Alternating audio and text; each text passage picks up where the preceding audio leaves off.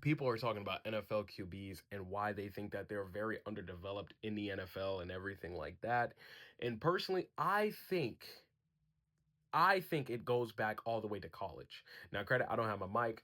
The mic died on me while I was recording. But people are talking about Phillip Rivers because he was recently signed by the Indianapolis Colts, playing Monday Night Football under the lights in the NFL, playing against the San Francisco 49ers as the San Francisco 49ers took that win. But a lot of people said if you looked at what he was doing before the pre-snap, like in pre-snap, before the ball was snapped, it was truly the best quarterback thing you'll ever see. And they say you never see that from any QBs nowadays, and they're questioning why you don't see that anymore. Well, me personally, I have to say, I think it goes all the way back to college. Because when I look at these college QBs, their playbook doesn't consist of them throwing that ball. They don't do that. They don't do that. A lot of these QBs, their playbook consists of RPO, screen passes, and read option plays. If they throw that ball down the field, that ball is either overthrown, it's either out of bounds, or it's underthrown and it's a pick. These QBs aren't accurate when they throw the ball deeply. That's why I never see them throw that ball deep unless they see that wide receiver is like wide open. Like they see that receiver and they're like, okay, I see him. Other than that, they don't do it. But another thing is, I think the offensive line is just as important as the QB. If that offensive line, they can't block for that QB, and that QB can't survive more than zero point 0.2 seconds in that pocket, they will show underdevelopment in their game. They will. Because that O line doesn't have a chance to process the play and see what's going on. Because guess what's the first thing they do? As soon as they get that ball, they gotta run out that pocket. They gotta run. They can't just sit there and then see and then make the reads. They can't. There's a lot of QBs who have bad offensive linemen, and their whole playbook consists of RPO, screen passes, and read option plays.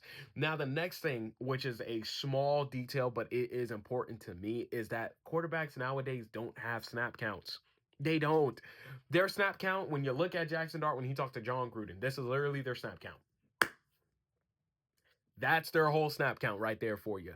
A lot of quarterbacks do not have a genuine snap count. Like when you've seen Phillip Rivers, when I see Aaron Rodgers, all these other QBs, the older QBs, they'll come up to that line and they'll be like, all right, blue 42, blue 42.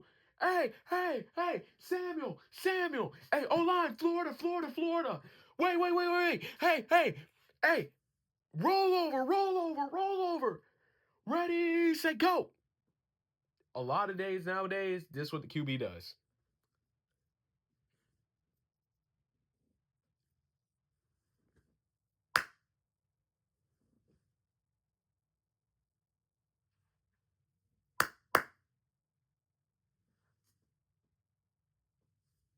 That's all they do.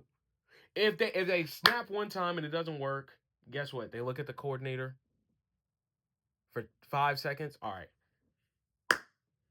and then they get the ball. They don't have snap counts. They don't. It's not in the NFL. You know when they do that little hut, say hut, trying to get you to jump like that thing. They don't have that in college football. These younger QBs don't have that. And the next thing, which is I think is the most important thing, is they don't have a QB ahead of them to teach them and develop them to become a good QB. When you think of guys like Patrick Mahomes, when you think of Josh Allen, Lamar Jackson, Joe Burrow, Josh Herbert, you could even say Jalen Hurts, you could say all these good QBs, even Dak Prescott, they have a QB ahead of them to teach them. They have a QB ahead of them. They had a QB ahead of them. That's what I meant to say.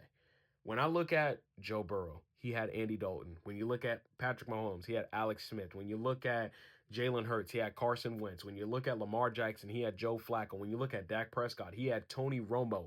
When you look at guys like Justin Herbert, he had Tyrod Taylor, which at the time, Tyrod Taylor only played 3 games because he got out with a punctured lung and everything like that. But even look at those type of guys.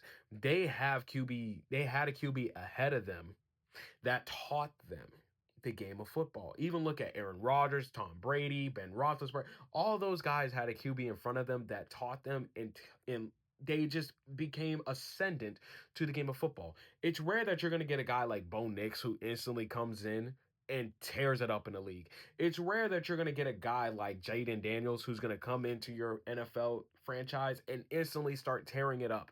It's rare that you're going to get a guy like Drake May who comes in, and which I'm loving what Drake May does. I'm loving what Drake May is doing for my New England Patriots. And I love what my New England Patriots is doing. We go into the playoffs. And I will make a video about that. But I'm loving what I'm seeing.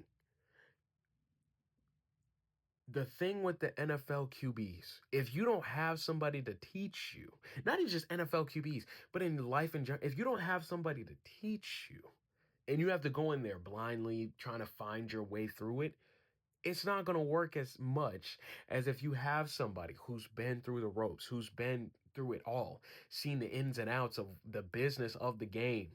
Not even just the business, but just the aspect of the game. It is going to be way harder versus somebody who has a QB teaching them what to do.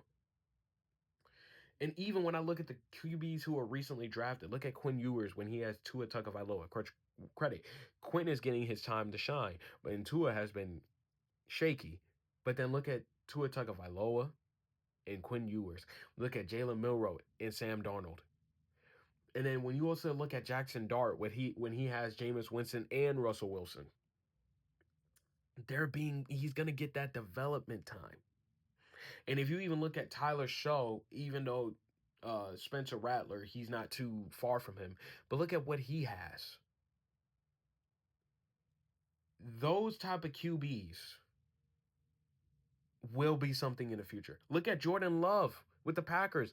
Guess who's in front of him? Aaron Rodgers. Aaron Rodgers. He will be something special. Jordan Love, he turned into something special. I think if you have somebody to teach you and develop you, that is going to make you a way faster developed player and a better player than a person who's just going out there trying to find their ropes through it. Look at J.J. McCarthy. Look at J.J. McCarthy. Look at guys like, and Caleb Williams, he's starting to tear it up now, but look at Caleb Williams. He had a rough first year. Look at Justin Fields. He's having a rough time. Because guess why? They're instantly taking these QBs, throwing them out there, and saying, go do it. And the reason why I say college football is kind of making it hard for them because guess why? They're so used to having them 4 or 5 stars being loaded and stacked of 4 and 5 star receivers that they had 7 to 8 options on that team. If wide receiver 1 goes down, okay, well I know wide receiver 5, 6, and 7 they gonna find a way to get me something. Nowadays, if wide receiver 1 go down in the NFL, they don't know who they going to. If their main receiver goes down, they don't know who they looking for. But that is why I think these NFL QBs are underdeveloped. The playbooks in college they all are the same. They don't branch out. The O-line can be just as bad, not giving them time to let the play develop. And they don't have snap counts. And also, they don't have a genuine QB to teach them. And then, next thing, which is smaller, they never had someone tell them no. That the instant moment that they get told no, guess what they do?